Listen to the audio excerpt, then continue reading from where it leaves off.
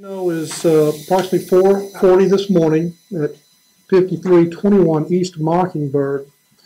The Angelica movie theater had a door pried open from three suspects. They entered. They removed the ATM by dollying it. It was not secured. They dollied it out of the business and fled in two different vehicles. There was video from the strip shopping center that provided us a video of them going to the theater, and once they left the theater with the ATM on the dolly. Also gave us a couple of cars, just brief car descriptions in that video. We're still waiting for video from the theater itself. They're working through some of the technical issues to be able to provide that video.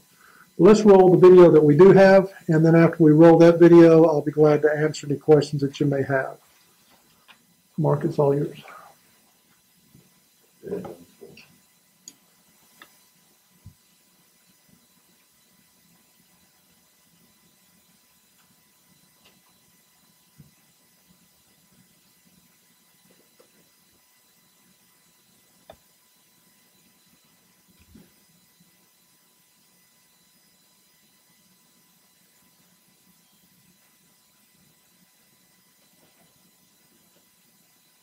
As you can see in that video, these offenses are very brief, very quick. They move in, they're hooded up, masked up. Didn't take them long at all to load that ATM up and dolly it out. Went to waiting vehicles and off they went. Matter of seconds for these offenses to occur. This is our 24th ATM offense since the first of the year. We've had 31 additional attempts where they've tried to take the machines but were unsuccessful. But 24 successful offenses to date. You said 31 additional? 31 attempts additional. So a total of 55 is what the total number is we're up to date. So with that, I'll take any questions that you may have. Why is that? Why does this seem, why did this seem to become a trend? Well, if you remember back, this really started in 2011. We saw an uprising where they're smashing the windows and going in and snatching the ATMs. Put a lot of people in jail in 2011. It died down. Didn't have a lot of offenses in 2012. It came back in 2013. In 2013, we arrested close to 60 people. A lot of those people are still in prison today. Again, it died down for 2014, and at the end of 2014 in December, we started seeing it spring back up again. So, we're up to 55 offenses this year. We have arrested 12 different individuals and filed cases on them for stealing ATMs. Some of those arrests will ultimately lead us with information to other suspects, and we certainly are working on those leads at this time.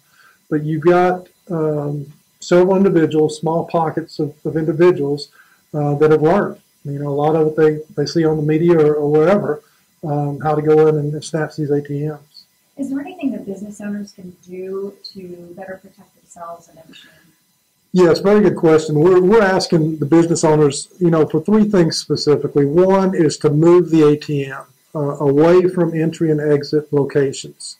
Put it in a part of the store or business that is not easily accessible for somebody just to walk in your door and snatch the ATM. The second thing we're asking for business folks to do is lighting, is to light their business both inside and out on the parking lots. Bad guys don't like the lights, and so when the business is well lit, sometimes it's a great deterrent. And the third area is the high definition video. Obviously, the video today was captured by security video in the strip center itself, but anything they can do to provide high definition video certainly helps us find our bad guys. What about GPS in these machines? Some of the larger machines of the larger banks actually have GPS in them. The smaller machines don't. It becomes a cost efficiency issue. The mom and pop stores, especially, that put a small ATM in there, it's just not cost effective for them to put that type of technology into it. Any ideas why they picked the Angelica over, say, Hyenas? I don't know if you saw Hyenas, but they've got an ATM, same exact scenario, big glass doors. big glass windows, glass door, but they went right past it and went to the theater instead. Right. One thing we've learned through all these offenses is a lot of these bad guys, when we go back and pull video, not just from the day of the offense, but we'll pull it from days prior to the offense, and you'll see those bad guys sometimes come through and they're just scoping it out. Sometimes they'll actually go up and lean on an ATM and push it to see if it's secure or not. They'll see what the availability of the entrance ways and exit ways are. So they'll do a little bit of homework on those ATMs before they go and snatch them. So maybe bolting an ATM down, or is that something? A lot of businesses have started doing that, and there are aftermarket products that you can employ to secure those ATMs, bolt them into the floor so they're not readily accessible. We've seen that just in the last several months. And these guys must have done their homework because they were in and out in a matter of seconds. Clearly. You can see on the video, it didn't take any time at all. They knew exactly what they were going for, got in, got the ATM, got out, didn't mess around. Where was this video taken from? Do you have an idea? It was in the part of the business center right there in that whole location. So it's a video outside of that business center that captures them coming and going.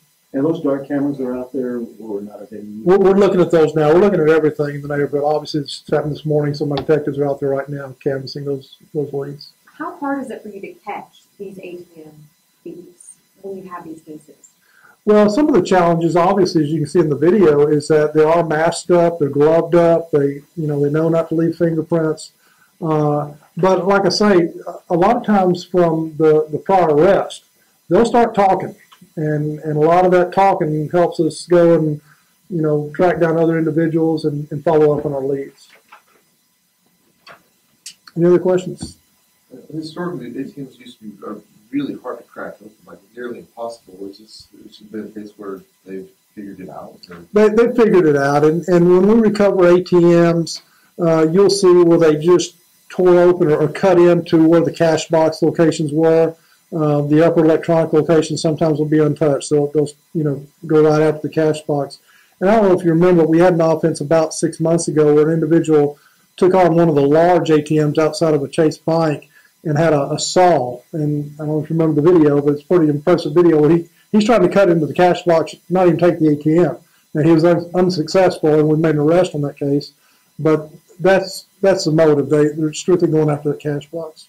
And just one last question, I guess, in regards to this video. What is your hope? Because in this, at least, it's very hard to see. I mean, they kind of look like bigger-ish guys. I mean, and that's really all you can kind of take from that. I mean, what do you hope that comes out of this, that people will see it? Well, the hope is that somebody knows who these guys are because they're talking. They're talking to their friends. They're talking to other bad guys. They're talking. And at some point, we hope that information gets back to us. Certainly, they can go through Crime Stoppers, they can go through iWatch, different venues to let us know, but sooner or later, somebody will talk, and it's that information that we'll follow up on. Anything else? Okay, thank you all. Thank you.